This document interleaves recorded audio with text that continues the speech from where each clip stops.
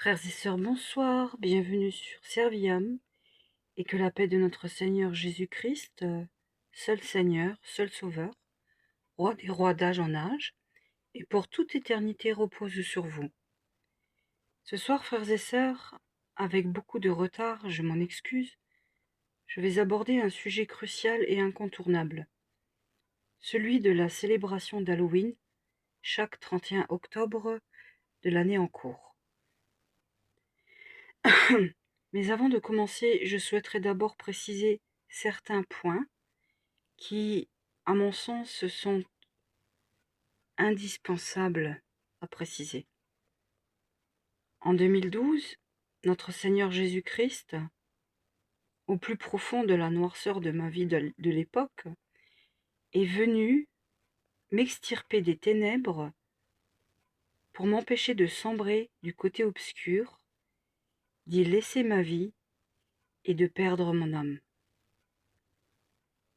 Le jour de mon appel décisif, j'ai confessé publiquement devant des centaines de frères et de sœurs dans une magnifique cathédrale à l'évêque en titre de l'époque, j'ai confessé, accepté publiquement l'appel de notre Seigneur Jésus-Christ et de le servir de tout mon cœur et de toute mon âme, et ce, durant tout le reste de ma vie. Mon baptême, en 2014, m'a donc lavé de toutes les abominables souillures de mon âme. Ce jour-là, encore une fois, devant des centaines de frères et de sœurs, l'être humain que j'étais est alors mort à lui-même.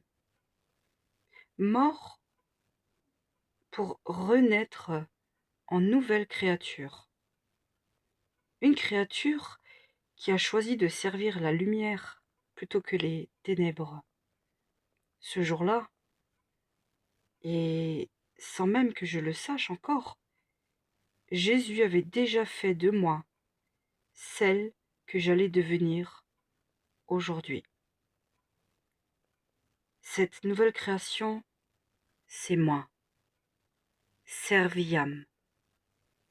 Non plus l'être humain qui porte officiellement un nom et un prénom humain, nom et prénom d'état civil, je précise, mais celle qui s'est engagée à servir Jésus envers et contre tout, jusqu'à la fin, jusqu'à la mort, quoi qu'il puisse m'en coûter.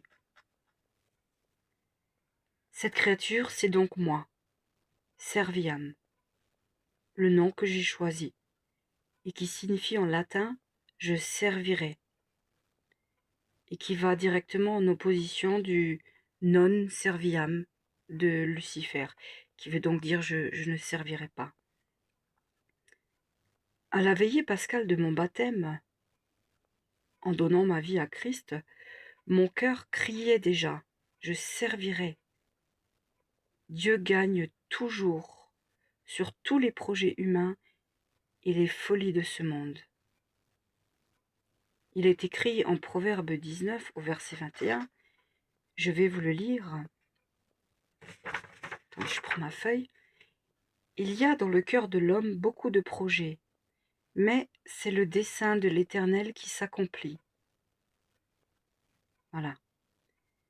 Lorsque j'avais 18 ans, mon père, qui est donc un être humain, comme moi, nourrissait le rêve de faire de moi un avocat. Je pourrais dire une avocate, mais j'aime garder le masculin dans notre belle langue française. Donc, il nourrissait le rêve de moi, de faire de moi un avocat, pardon.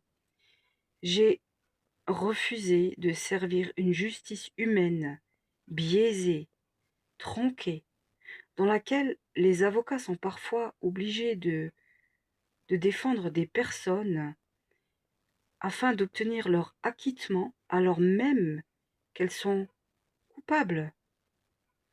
Oh, bien sûr, je ne dis pas que toutes les personnes inculpées sont toutes coupables, mais lorsqu'on est jeune avocat et qu'on débute dans le métier et dans les plaidoiries, il est bien souvent amené, un jeune avocat est bien souvent amené à être ce qu'on appelle commis d'office.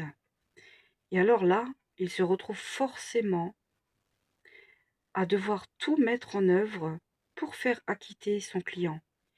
Et cela même, je le précise, si ce client est coupable et qu'il en a conscience. Alors non, la justice des hommes ne m'intéressait pas et elle ne m'intéresse toujours pas. La seule et unique justice qui compte pour moi est celle de Dieu. Et la seule chose qui compte pour moi, c'est ce que Dieu pense de moi et ce qu'il me dira le jour où je serai devant lui. Alors, je dirais qu'en étant devenue serviam, aujourd'hui, je suis, je pourrais dire ça en plaisantant, bien sûr, parce que voilà, mais il faut toujours garder une pointe d'humour. Je suis en quelque sorte devenu avocat, commis d'office, à titre gracieux. Mais cette fois, désigné par Jésus-Christ lui-même, et ce, afin de plaider la seule et unique vérité, soit sa lumière, la lumière du Christ roi. Et cette lumière, elle exige de combattre les ténèbres, coûte que coûte, et cela à l'aide de la formation dispensée, je dirais par l'Esprit Saint lui-même. Et est-il nécessaire de le rappeler? En l'Esprit Saint ne se trouve point de mensonge. En lui, nous avons l'assurance qu'il mettra dans la bouche des cœurs disposés ces paroles de vérité et de vie, qu'aucune ténèbre ne saurait contredire. Alors oui, je servirai, serviam, aujourd'hui et à tout jamais. Ainsi, ce soir, je débute ma plaidoirie contre ce que j'appelle cette abomination qui est appelée Halloween. Car cette abomination s'attaque directement à la pureté, à l'innocence et à l'âme de nos enfants.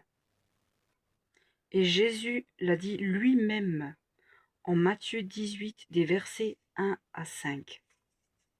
Je vais vous les lire, je prends ma feuille.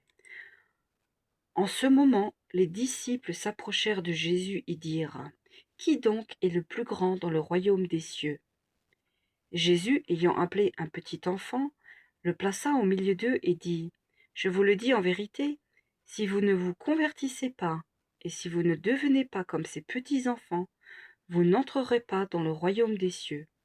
C'est pourquoi quiconque se rendra humble comme ce petit enfant sera le plus grand dans le royaume des cieux, et quiconque reçoit en mon nom un petit enfant comme celui-ci me reçoit moi-même. Toute personne qui reçoit un enfant, ça c'est moi qui le dis, j'ai terminé ma lecture, toute personne qui reçoit un enfant le soir d'Halloween, écoutez-moi bien s'il vous plaît, parce que c'est vraiment crucial, très important.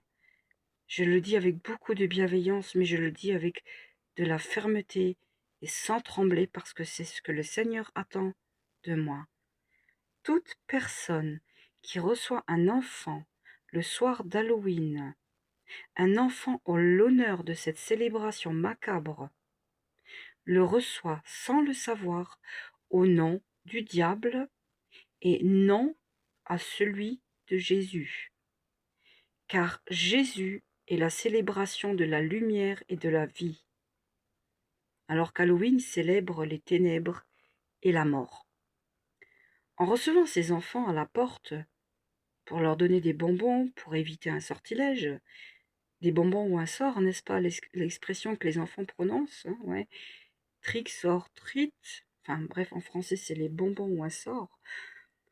Donc je disais, en recevant ces enfants à sa porte, chaque personne qui l'accepte se rend inconsciemment coupable.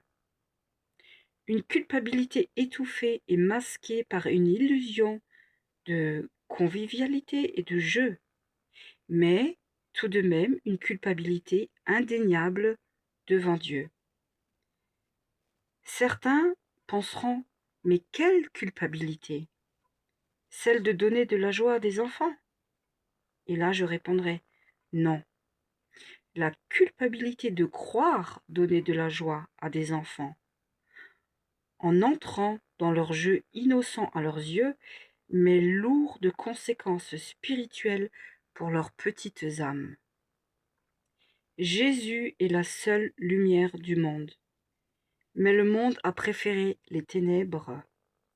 Halloween, Halloween est une célébration ténébreuse aux conséquences spirituelles dévastatrices pour chaque être humain sur Terre, même s'il l'ignore, et encore plus pour les enfants, car cette charge spirituelle démoniaque les poursuivra toute leur vie. Halloween après Halloween, année après année, elle aura un impact nocif dans leurs âmes, dans leur croissance, dans leur vie d'adulte et dans leur vie spirituelle. Halloween est une fête qui méprise en vérité les enfants. Tout d'abord parce qu'on les encourage à se gaver de bonbons qui sont pleins de produits chimiques, mauvais pour les dents, mauvais pour l'estomac, mauvais pour la santé car bourrés de sucre. Ensuite, parce qu'en leur donnant l'opportunité de vous faire croire qu'ils peuvent vous jeter des sorts si vous ne leur donnez pas de bonbons, même si cela est pour rire, on nourrit leur âme d'occultisme. Le diable, lui, ne rit pas. Le diable est sérieux. Nous sommes, et ça, il faut bien le comprendre, nous sommes dans une guerre spirituelle féroce, dont les premières victimes sont toujours et toujours les enfants. Car aux yeux de Jésus, il n'y a pas plus grave abomination que de s'en prendre à un enfant innocent, donc, forcément, à son âme. Et cette guerre est féroce parce que nous sommes entrés dans la dernière phase de la révélation, la phase où le diable se déchaîne et où il est prêt à tout pour détruire l'humanité, en passant évidemment par les enfants qui sont les proies les plus faciles à atteindre. Alors, chaque être humain, qu'il soit enfant ou adulte, est corps, âme et esprit.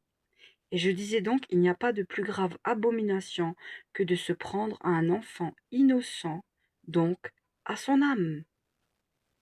Oui, Halloween est une fête lancée par le diable, afin de mépriser les enfants et d'influencer leur âme à le servir et à le rechercher, lui, puis à l'adorer. Et qu'a dit Jésus à ce propos? Il a dit ceci. Je prends ma feuille. En Matthieu, au chapitre 18, les versets 10 et 11, il dit ceci. Gardez-vous de mépriser un seul de ces petits, car je vous dis que leurs anges dans les cieux voient continuellement la face de mon Père qui est dans les cieux. Voilà. Gardez-vous de mépriser un seul de ces petits, car je vous dis que leurs anges dans les cieux voient continuellement la face de mon Père qui est dans les cieux. Il faut savoir que chaque personne sur terre a son ange personnel, attitré dès sa naissance. Il est écrit dans la parole que ce qui est en haut est comme ce qui est en bas. Il a encore dit en Matthieu au chapitre 18, au verset 6, que si quelqu'un scandalise un seul de ces petits qui croient en lui, il vaudrait mieux pour lui qu'on suspendît à son cou une meule de moulin et qu'on le jetât au fond de la mer.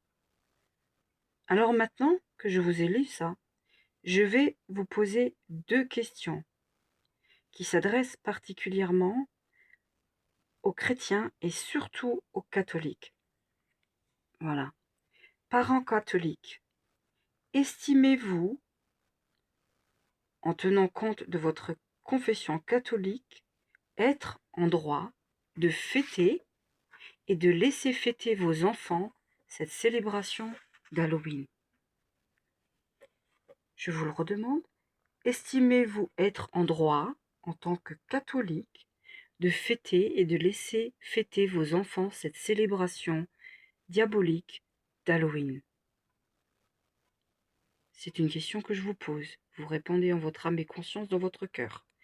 Mais je dirais, de nouveau toujours sur le temps de la plaisanterie, qu'en tant qu'avocat commis d'office par l'Esprit Saint, moi je vous répondrai non, vous n'en avez pas le droit. L'avocat du diable, lui, vous soufflera un morceau de verset biblique que l'on trouve, attendez voir que je regarde, en 1 Corinthiens, au chapitre 10, le verset 23, il vous soufflera ceci dans l'âme. Il vous soufflera que même dans la parole de Dieu est écrit, en 1 Corinthiens 10, verset 23, tout est permis.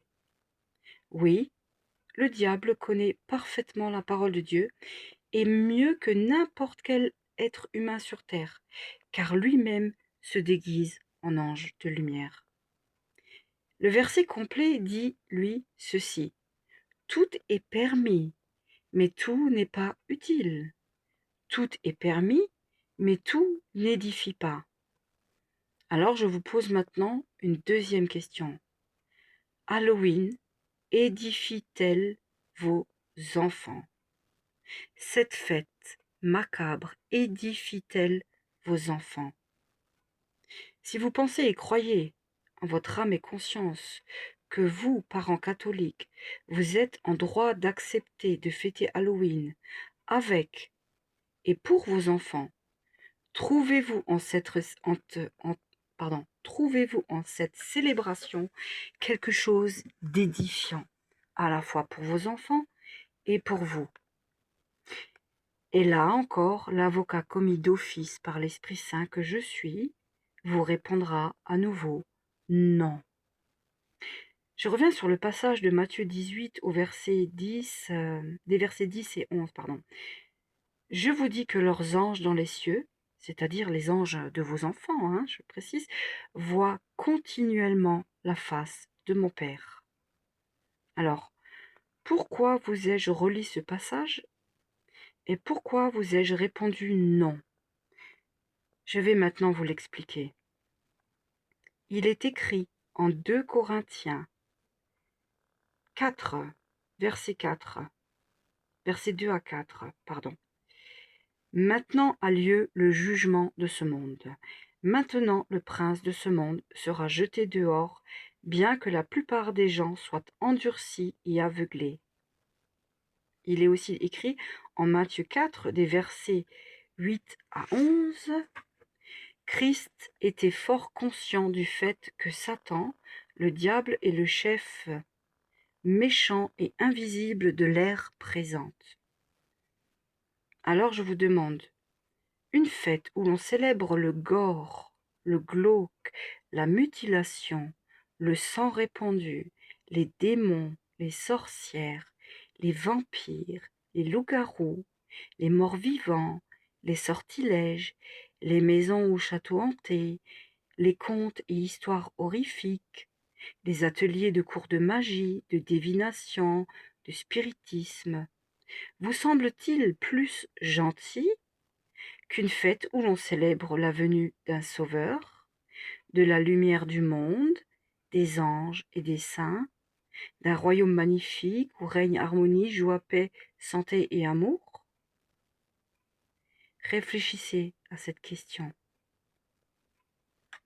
La réponse est encore une fois non. Halloween est la célébration qui appartient au mal et au diable.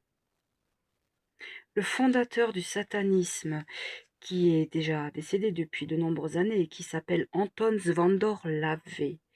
Beaucoup de personnes érudits dans l'occultisme connaissent son nom et son œuvre. Il disait lui-même qu'il était heureux que les parents chrétiens acceptent au moins une fois par an que leurs enfants glorifient le diable. Vous pouvez trouver cette citation sur Internet, hein. Je n'invente rien, vous pouvez vérifier par vous-même et je vous encourage même à vérifier. Ne me croyez pas sur parole. Allez vérifier tous mes propos et toutes mes citations bibliques. Le diable copie... Excusez-moi, il faut que je me mette un peu plus droite car j'ai mal au dos. Le diable copie et il imite de Dieu dans tous ses aspects, mais d'une façon totalement opposée. Il est écrit dans la parole, en Apocalypse 12, des versets 7 à 9, « Et il fut précipité le grand dragon, appelé le diable et Satan, celui qui séduit toute la terre. Il fut précipité sur la terre et ses anges furent précipités avec lui. Puisque les anges du ciel, qui sont assignés à chaque enfant de la terre, voient continuellement la face du Père, et que ce qui est lié au ciel est aussi lié sur la terre, cela signifie donc nécessairement que tout comme les enfants ont un ange au ciel, il y a sur terre un démon qui regarde constamment la face de Satan et qui s'attachera à un enfant si la conduite de cet enfant n'est pas à la gloire de Dieu. L'âme de l'enfant est donc en danger, réellement en danger, car Halloween est tout sauf à la gloire de Dieu. Les démons sont sur terre, c'est écrit dans le passage d'Apocalypse 12 que je vous ai lu plus tôt. Et puisque l'ange d'un enfant au ciel a pour mission d'apporter un jour son âme au ciel devant le Père et le Seigneur, le démon, lui, à l'inverse, a pour mission de voler cette âme d'enfant à Dieu pour l'offrir à Satan. En se servant d'Halloween, mais pas que, il se sert aussi d'absolument tout ce qui n'est pas à la gloire de Dieu ici sur terre et tout ce qui ne glorifie pas le Seigneur, tels que des jouets comme par exemple Hello Kitty, Stitch, les licornes, le Laboubou, les jeux vidéo en mode zombie, etc. Il y en a tellement d'autres, mais ce n'est pas le sujet de ce soir. Je viendrai peut-être là-dessus sur un sujet ultérieur. Derrière chacun de ces jouets ou de ces jeux se cache un démon qui fera tout, je vous dis bien absolument tout, pour lier l'âme de l'enfant qui l'utilise, et il liera cette âme à Satan, et ceci afin de l'emmener en enfer une fois que cet enfant aura grandi, passé sa vie d'adulte et sera décédé. Jésus l'a dit, je le répète, celui qui touche à un enfant est coupable de mort. En tant que parent catholique, vous devriez réaliser qu'en acceptant de jouer le jeu d'Halloween, vous invitez vous-même un démon à lier votre enfant, votre ou vos enfants, à Satan, et cela sans que vous en ayez conscience, par le biais d'une fête qui peut vous sembler somme toute innocente, joyeuse, anodine et sans conséquence. Mais c'est entièrement faux. Il est écrit en Osée, chapitre 4 au verset 6, « Mon peuple périt, faute de connaissance. Parce que tu as rejeté la connaissance, je te rejetterai de mon sacerdoce. Tu as oublié la loi de ton Dieu, moi aussi j'oublierai tes enfants. » Il est encore écrit en 1 Corinthiens au chapitre 10, des versets 31 à 33, « Quoi que vous fassiez, faites tout pour la gloire de Dieu, mais que rien dans votre comportement ne soit une occasion de chute, ni pour les Juifs, ni pour les païens, ni pour les membres de l'Église de Dieu. Les Juifs, eux, ont leurs rites et leurs rituels, les païens ont les leurs. Mais vous, parents catholiques, vous êtes les membres de l'Église de Dieu, corps du Christ.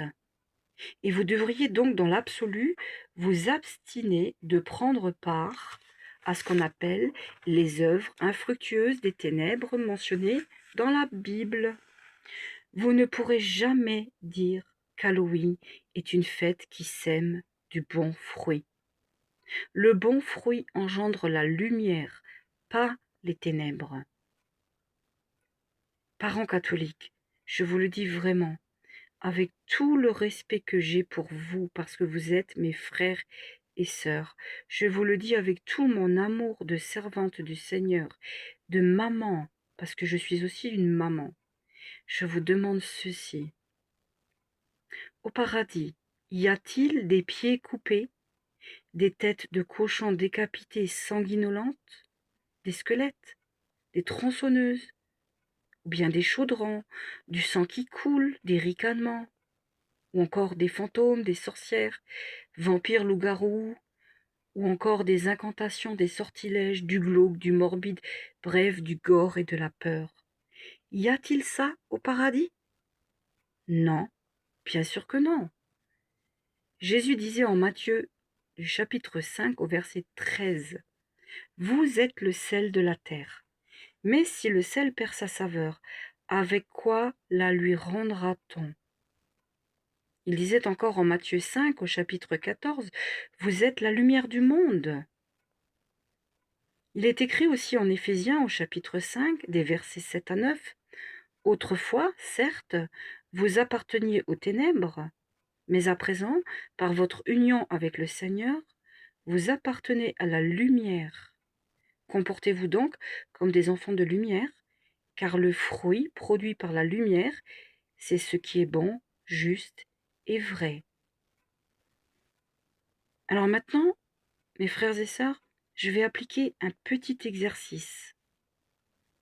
Que représente un pied coupé? La réponse est la suivante. Une amputation.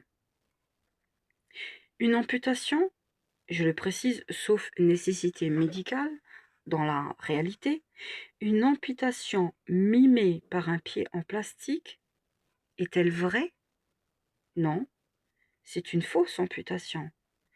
Une amputation mimée par un pied en plastique sans raison médicale est-elle juste? Non, elle est fausse. Une fausse amputation, donc, et un pied coupé, exposé aux yeux de votre enfant, est-elle bonne pour son esprit? Ne risque-t-il pas de faire des cauchemars ou de développer des troubles psychiques en grandissant, en raison d'un stress post-traumatique passé inaperçu, sous le ton de la plaisanterie? Personne ne peut lire ce qu'il y a dans les pensées ou dans la psyché, dans le raisonnement d'un enfant. Et cet exercice, je peux le faire avec toutes les autres représentations macabres d'Halloween. Mais j'y passerai 2 heures, donc je ne vais pas le faire. Mais vous pouvez vous adonner à cet exercice par vous-même. Et vous verrez, que vous le vouliez ou non, que vous le croyiez ou non, et que vous le réalisiez ou non, chaque image sanglante, chaque histoire qui fait peur, chaque événement qui effraie un enfant aura des répercussions négatives à la fois sur sa psyché, mais aussi et surtout le plus gravissime, sur son âme, une répercussion spirituelle qui peut parfois devenir dramatique. Que les païens fêtent Halloween malgré tous les efforts que certains chrétiens, dont moi, déploient pour leur faire comprendre que tout a une répercussion spirituelle, est une chose. Car après tout, nous chrétiens avons, je dirais, une obligation de moyens, mais pas de résultats. Les moyens sont la parole de Dieu et notre intervention. Le résultat est ce qu'ils choisiront d'en faire, et cela ne dépend plus de nous. Ça, c'est une chose que les païens fêtent Halloween malgré nos avertissements. Mais il en est tout autre concernant nous, les catholiques. Il est écrit en Apocalypse au chapitre 22, dans le verset 11, que celui qui est injuste soit encore injuste, que celui qui est souillé se souille encore, et que le juste pratique encore la justice, et que celui qui est saint se sanctifie encore.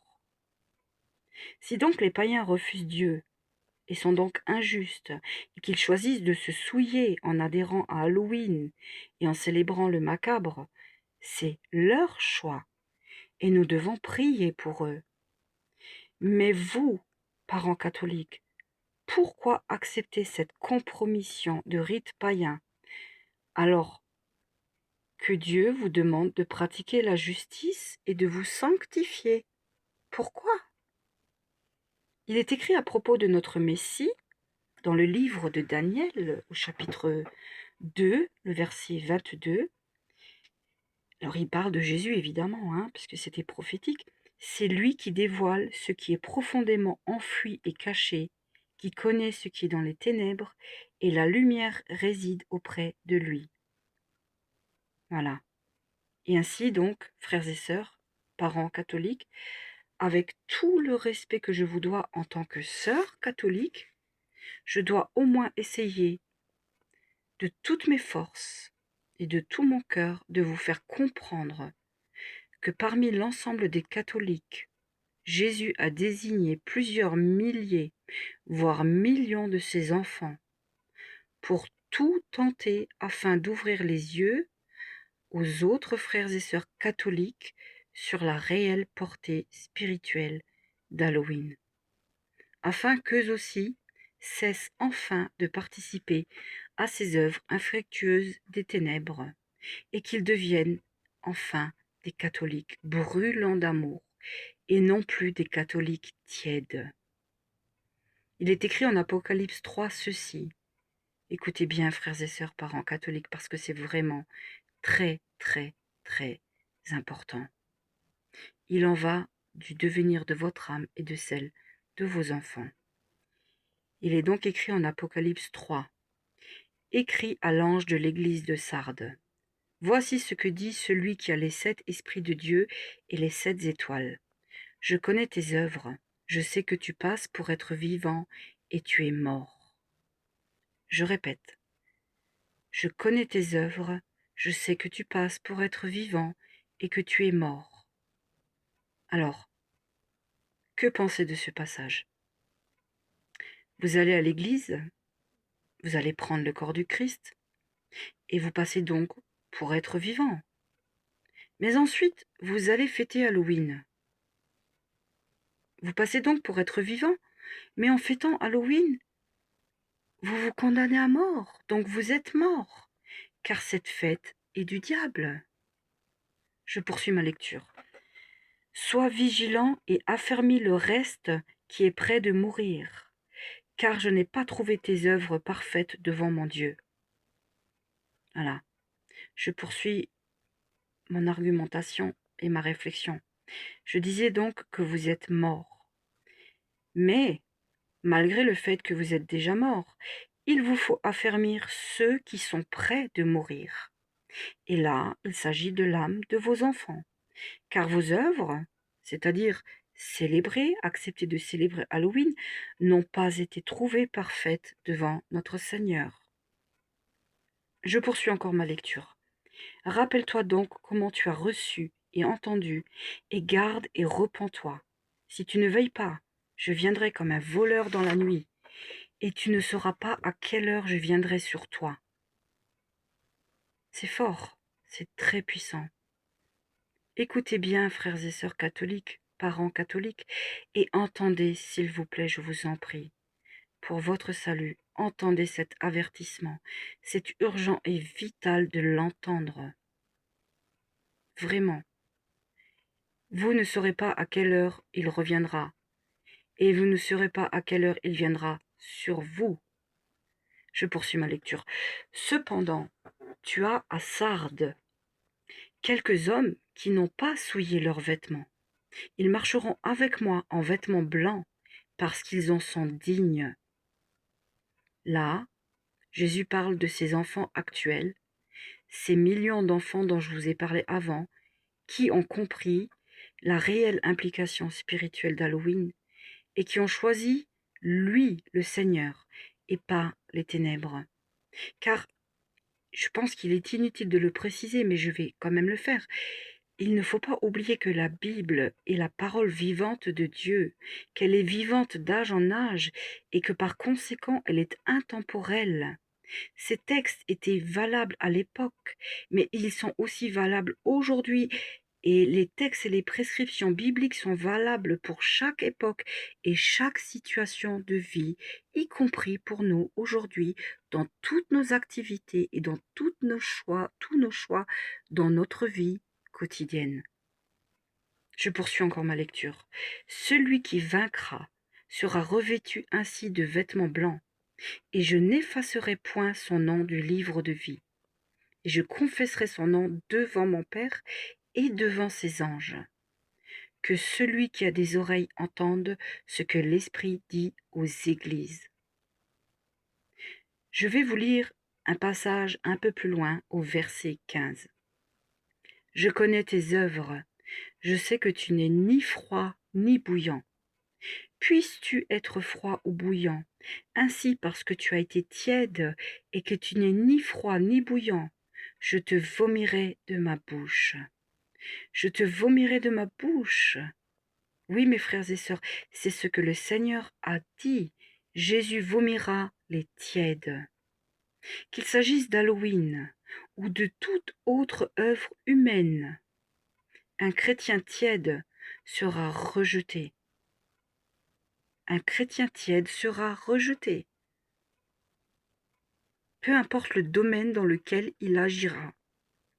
On ne peut pas décemment spirituellement aller prendre le saint corps de notre Seigneur Jésus-Christ et ensuite aller manger des bonbons, des soupes de citrouille qui sont consacrées aux démons. Vous allez le matin à l'église et le soir vous allez prendre des choses qui sont consacrées aux démons. Des bonbons ou un sort. Ça veut dire ce que ça veut dire. C'est un chantage ésotérique qu'on apprend aux enfants et qui engendre, que vous le vouliez ou non, sous couvert de rigolade, une réelle conséquence spirituelle. Cela équivaut carrément, je dirais, à vouloir à la fois participer au festin des noces du Seigneur, mais en attendant, ne pas avoir d'inconvénient à participer au festin annuel du diable. Non, frères et sœurs, on ne peut pas à la fois être à la table du Seigneur et à celle du diable. C'est ça un chrétien tiède. C'est celui qui mange aux deux banquets. Halloween condamne votre âme et entraîne celle de vos enfants, année après année, célébration après célébration. Et ensuite, les parents s'étonnent qu'ils n'arrivent plus à avoir d'autorité sur leurs enfants, qu'ils deviennent agressifs, intenables, irrespectueux. Ils s'en étonnent. Certains enfants vont même jusqu'à tuer leurs parents. Il y a de plus en plus de cas d'enfants qui disjonctent et qui tuent leurs parents.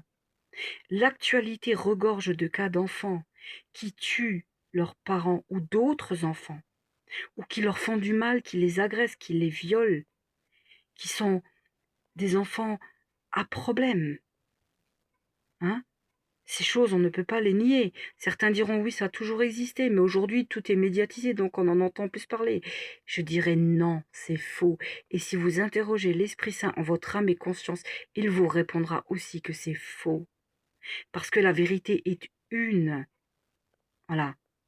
Je disais, certains enfants vont même jusqu'à tuer leurs parents. Et que l'actualité regorge de cas abominables. Hein?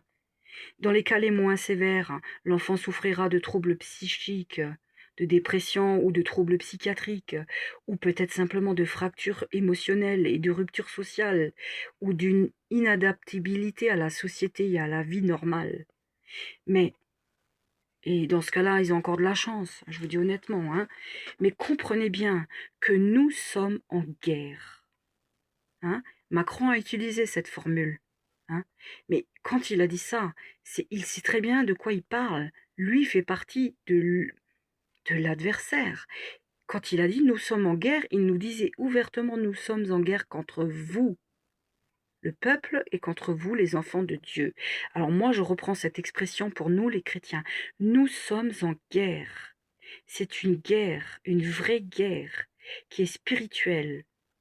Certes, on ne discerne pas toujours ces armes, les armes utilisées par l'adversaire, mais ces armes sont bien réelles. Et même si elles sont invisibles, elles tuent les âmes. Il est écrit de ne pas craindre ceux qui peuvent tuer le corps, mais ceux qui, après avoir tué le corps, peuvent tuer l'âme. C'est écrit en Matthieu 10, Matthieu chapitre 10 au verset 28. Tout ça, c'est écrit, c'est indéniable.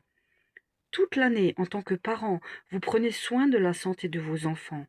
Vous veillez à ce qu'il ne leur arrive rien, qu'il ne manque rien, qu'il ne leur arrive rien de mal. Mais tout cela n'est que la protection de leur corps. Et alors, qu'en est-il de leur âme? Hein, je vous le demande. Vous protégez leur corps, mais pas leur âme. Ce qui équivaut, et je suis désolée d'être aussi directe, mais parfois il le faut, ce qui équivaut à laisser Satan accepter, ce qui équivaut à laisser Satan à accepter, pardon, que Satan vole l'âme de vos enfants, et donc qu'ils finissent par la tuer. Tout ça pour une soirée de rigolade, des bonbons et du frisson.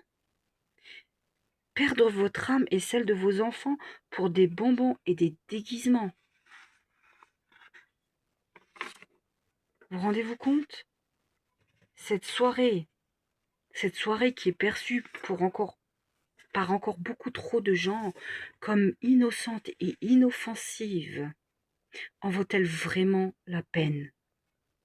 Comprenez bien que pendant que vous pensez simplement à rire, à vous amuser et à vous divertir avec vos enfants sur des thèmes morbides, le diable, lui, ne rit pas. Non, il ne rit pas, il éclate de rire. Il exulte en se frottant les mains. Chaque année, il nous trouve tous, parce que moi, quand j'étais plus jeune, je fêtais aussi Halloween. Je ne savais pas tout ça, mais Dieu m'a montré. Il nous trouve tous pitoyables et il exulte de haine.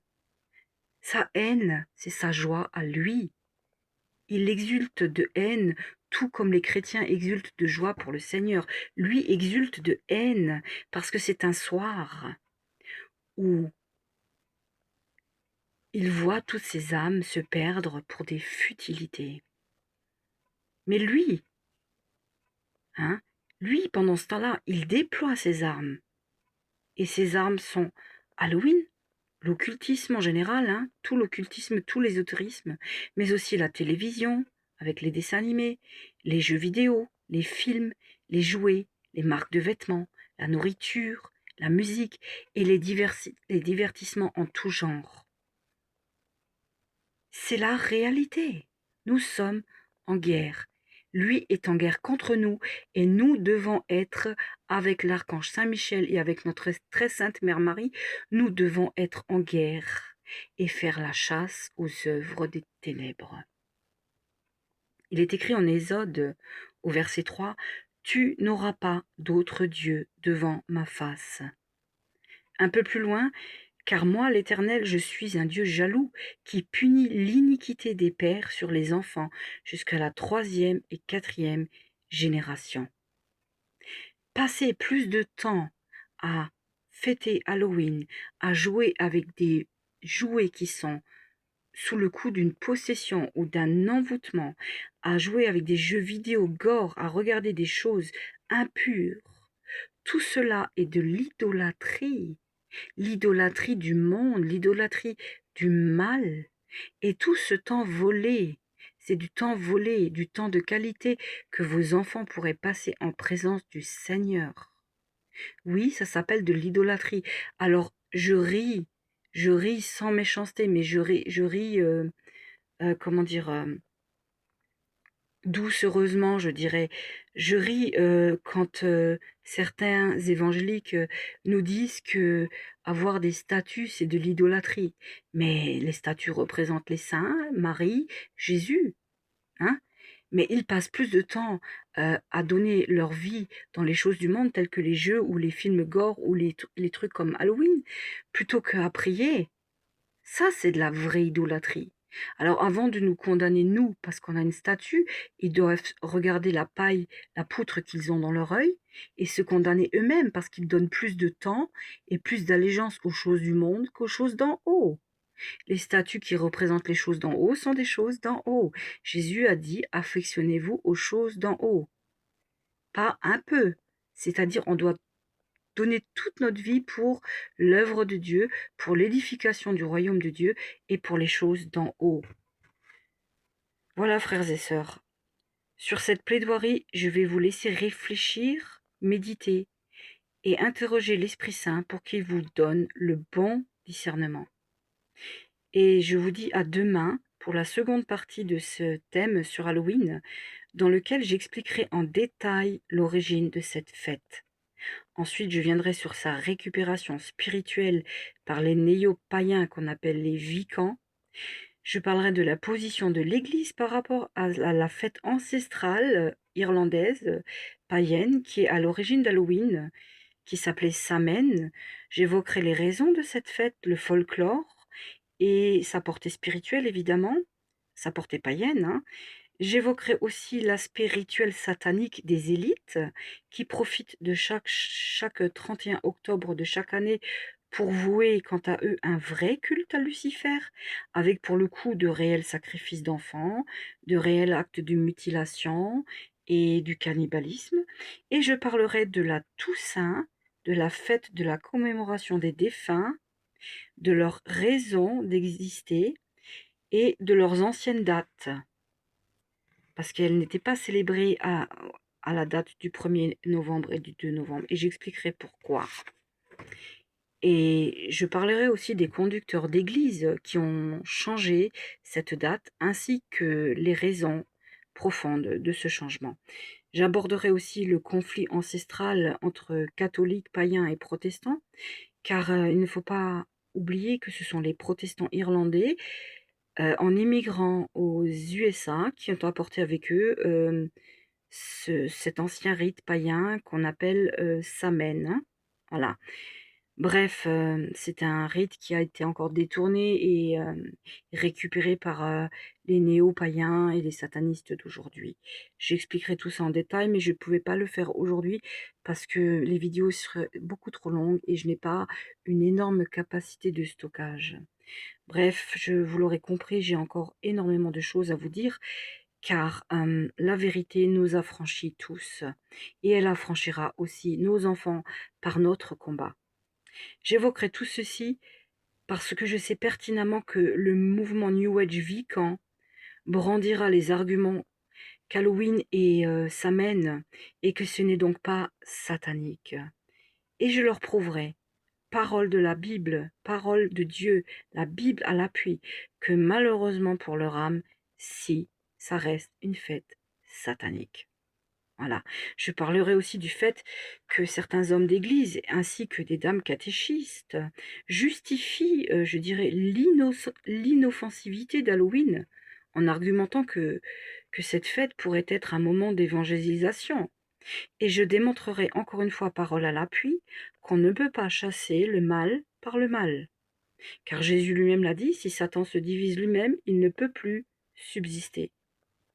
Je donnerai aussi des pistes de lutte pacifique contre Halloween et des actions à mettre en pratique pour réellement ouvrir les yeux des enfants afin de les protéger. Je donnerai enfin aux parents catholiques des conseils judicieux pour faire réparation de tant de chagrins causés depuis tant d'années, chaque année le 31 octobre, au cœur sacré de notre Seigneur Jésus-Christ. Et je leur parlerai des sacrements qui pourront les aider à se débarrasser des entités démoniaques qu'ils ont amenées sur leur tête et sur celle de leurs enfants. Car le soir d'Halloween, le 31, dans la nuit du 31 au 1er, la frontière entre le visible et l'invisible devient si mince qu'elle est à peine épaisse comme un voile de rideau. Et donc les entités peuvent passer dans notre monde. Et quand je parle d'entités, je parle évidemment d'entités démoniaques. Car quand on est mort, on passe de l'autre côté. Les défunts ne peuvent pas venir nous parler, c'est impossible. Si un défunt vient parler à quelqu'un, par le biais de la médiumnité ou par le biais de quelconque science ésotérique, c'est toujours un démon, ce n'est jamais le défunt. Je ne peux malheureusement pas tout développer sur cette seule et unique vidéo, car c'est si long et si complexe que j'ai besoin de traiter cela en profondeur. Alors avant de vous dire bonne nuit et de vous bénir, je voudrais que vous vous joigniez à moi pour faire une petite prière. Au nom du Père, du Fils et du Saint-Esprit. Amen. Père éternel, je me présente devant toi dans ma petitesse, dans mon humilité, afin de m'unir à mes frères et sœurs catholiques qui ont déjà compris la vérité, pour que tu accèdes à notre prière. Notre Seigneur Jésus-Christ l'a dit, si 2 ou 3 s'accordent en mon nom pour demander une chose quelconque à mon Père qui est dans les cieux, ils seront accordés. Alors je m'associe à mes frères et sœurs catholiques qui connaissent la vérité sur Halloween pour te demander, Père, dans le très saint nom de notre Seigneur Jésus-Christ et par son précieux sang, d'ouvrir les yeux des parents catholiques qui fêtent encore Halloween. Je te demande aussi de planter dans le cœur des enfants qui célèbrent Halloween la vérité pour que leurs yeux spirituels s'ouvrent et que finalement ils se rendent compte que c'est une fête qui est tout simplement moche, sale et qu'elle n'a en réalité aucun intérêt pour eux. Que tu puisses leur ouvrir le cœur et les yeux, car ils sont tes enfants d'amour, nos enfants d'amour, mais avant tout les tiens, et qu'ils puissent à leur tour apprendre à leurs futurs enfants à t'honorer en action, en parole et en vérité. Seigneur, Père éternel, dans le nom puissant de notre Seigneur Jésus-Christ, je te rends grâce de ce que tu nous écoutes et que tu exauceras. Merci Seigneur. Maman Marie, je voudrais te demander d'envelopper tous ces pauvres enfants qui sont des victimes de l'ignorance de leurs parents, de les envelopper dans tes bras d'amour pour les protéger des attaques démoniaques sur leurs âmes. Enfin, Seigneur Jésus-Christ, je te demande de remplir le cœur de ces enfants de ton Esprit Saint, afin qu'ils puissent te choisir toi et renoncer aux œuvres des ténèbres. Merci Seigneur. Je te confie aussi, Seigneur, tous mes frères et sœurs qui sont engagés dans le même combat que moi, et tous ceux qui sont dans le doute et qui ne savent plus où ils en sont, pour que tu puisses les aider à discerner ce qui est bon, juste et valeureux. Voilà, merci. Notre Père qui êtes aux cieux, que votre nom soit sanctifié, que votre règne vienne, que votre volonté soit faite sur la terre comme au ciel. Donnez-nous aujourd'hui notre pain de ce jour. Pardonnez-nous nos offenses comme nous pardonnons aussi à ceux qui nous ont offensés. Et ne nous laissez pas entrer en tentation, mais délivrez-nous du malin, car c'est à vous qu'appartiennent le règne, la puissance et la gloire pour les siècles des siècles. Amen. Je vous salue Marie, comblée de grâce, le Seigneur est avec vous. Vous êtes bénie entre toutes les femmes, et Jésus, le fruit de vos entrailles, est béni. Sainte Marie, Mère de Dieu, priez pour nous pauvres pécheurs, maintenant et à l'heure de notre mort. Amen. Ô Marie conçue sans péché, priez pour les enfants qui sont les victimes numéro 1 de l'adversaire. Ô Marie conçue sans péché, priez pour les parents qui sont ignorants, qui ne sont pas mauvais, mais qui sont simplement ignorants, pour qu'ils découvrent enfin la vérité. Ô Marie conçue sans péché, déployez votre manteau d'amour avec le concours de l'archange Saint-Michel pour protéger les enfants des répercussions spirituelles des Halloween de chaque année. Gloire soit au Père, au Fils et au Saint-Esprit, comme il était au commencement, maintenant et toujours, et dans les siècles des siècles. Amen. Voilà, frères et sœurs, je vous souhaite une douce fin de nuit. Je vous dis à demain pour la suite de ma vidéo. Je ferai aussi quelques annonces. Je voudrais vous parler de la Bible en braille pour les aveugles, dont je vous mettrai le lien dans la prochaine vidéo. Je voudrais vous parler aussi de la chaîne YouTube d'une amie à moi qui compose de la musique pour la gloire de notre Seigneur, et d'autres petites annonces qui ne sont pas très importantes, mais que j'ai besoin d'évoquer. Voilà, que Dieu vous bénisse, soyez dans la joie, dans la paix, dans le calme. N'ayez peur de rien, faites confiance à Dieu, remettez votre vie en toute chose à Dieu et attendez-vous à son royaume, parce que notre Seigneur est sur le chemin et que sa justice va se déployer sur la terre. Et je conseille à chacun d'entre vous qui est parfois, comment dire, désespéré, de déposer ses soucis, de déposer leurs soucis au pied de la croix, là où notre Seigneur a vaincu la mort. Je vous encourage, mes frères et sœurs, à toujours rester, comment dire, dans l'espérance, malgré tout ce qui se passe. Soyez des soldats du Christ, soyez des enfants de lumière, n'ayez pas peur de parler, n'ayez pas peur de plaider la vérité pour Jésus, n'ayez pas peur de ceux qui veulent vous faire du mal, car le Seigneur lui-même vous délivrera. Les apôtres ont été emprisonnés, ils ont été délivrés, et certains y ont laissé leur vie. Et si nous devons laisser notre vie un jour pour la gloire de notre Seigneur, nous la retrouverons, et nous retrouverons tellement plus. Il y a tellement plus de joie dans le ciel que ici sur terre. Donc ne craignez pas et soyez forts. Voilà, soyez bénis, douce nuit. Si vous voyez à l'écran cette bougie, c'est une bougie qui brûle avec une mèche en bois.